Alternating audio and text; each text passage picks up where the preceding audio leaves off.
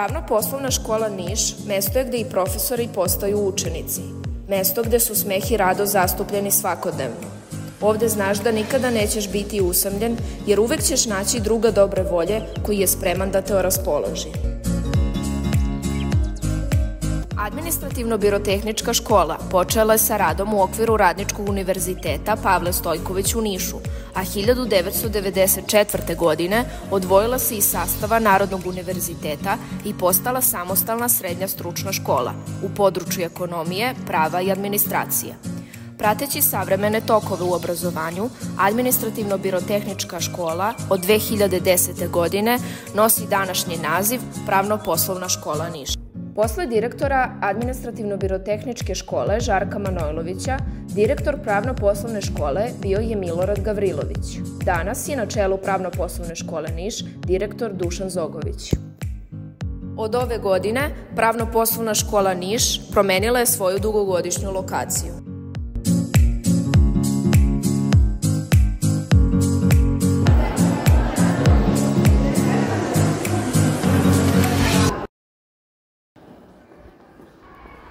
Izvini, može jedno pitanje? Može. Kako je premeštaj škole uticao na tebe? Pa, fali mi stari prostor, ali u novom prostoru imamo više mogućnosti. Imamo salu za fizičko, imamo više kabineta, veće školsko dvorište i upoznajemo nove ljude jer delimo prostor sa još dve škole. Hvala ti puno. Izvini, može jedno pitanje? Da, naravno. Za početak, koje si godine? 4. Odlično. Da li si u toku te 4 godine razvio svoje znanje u okviru svoje stručne spreme? Jesam uz redovne nastave, dodatnih izbornih časova i uz pomoć divnih profesora koji nam pomažu. Hvala ti puno. Ništa.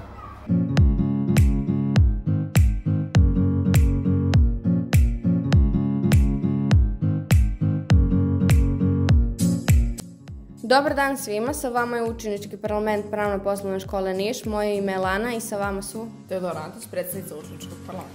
Mihajlo Vučković, član Učeničkog parlamenta.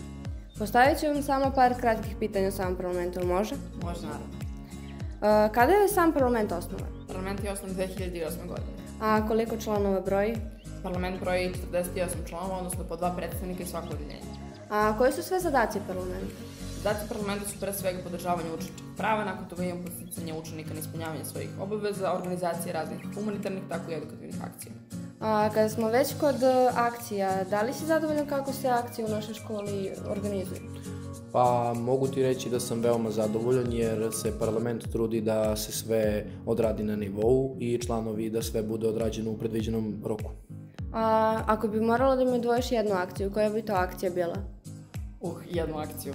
Pa ja sam konkretno u parlamentu 4 godine, tako da nisam baš sigurna da li mogu baš jednu da izdvojim, ali mogu reći jednu na koju sam najponosnija. To je projekat Carova snaga darova koji sam bila organizovala u 2. godini srednje škole zajedno sa Minom Filipović i Dimitrijem Nađ i naravno celim učeničkim parlamentom, gde je projekat imao 2 dela, to je sportski i edukativni. Sportski se održao u maloj hali Čajer, dok se edukativni održao u Naučno-tehnološkom parku Niš, gde je bilo preko 150 učenika, što je naš veliki uspeh. A zašto smatraš da je važno biti član parlamenta?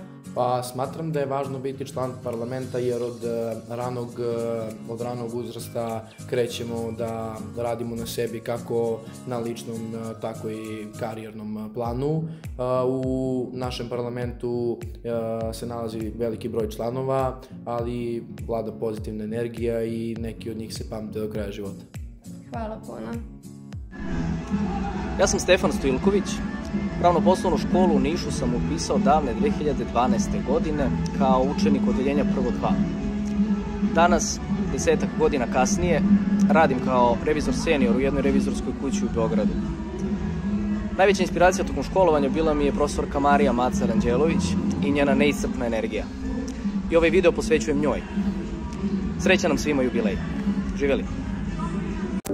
Nismo zaboravili i naše drage profesore koji su takođe deo nas i svih naših uspeha.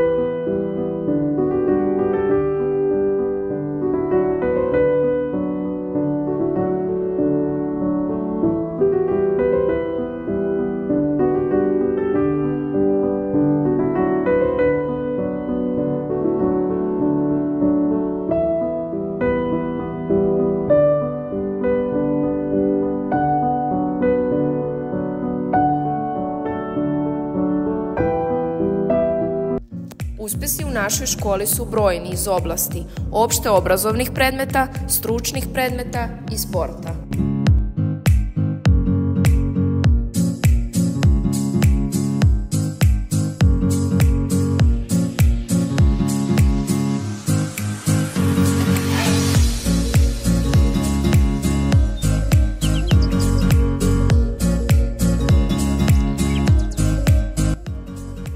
Deo našeg uspeha čine i sajmovi virtualnih preduzeća, projekti i partnerske škole.